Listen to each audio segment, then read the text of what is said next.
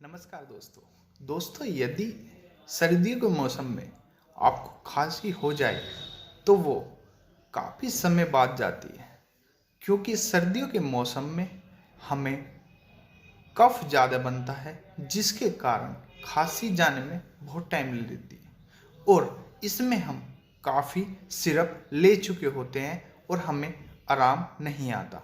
दोस्तों, इसी विषय में मैं आपको आज एक होम्योपैथिक कॉम्बिनेशन बताने जा रहा हूँ, जिसके 2 से 3 दिन लेने के बाद आप अपनी खांसी बलगम को ख़त्म कर सकते हैं। दोस्तों, यह कॉम्बिनेशन है कोफीज सिरप है। ये आपको 5 से 10 ml लेना होगा।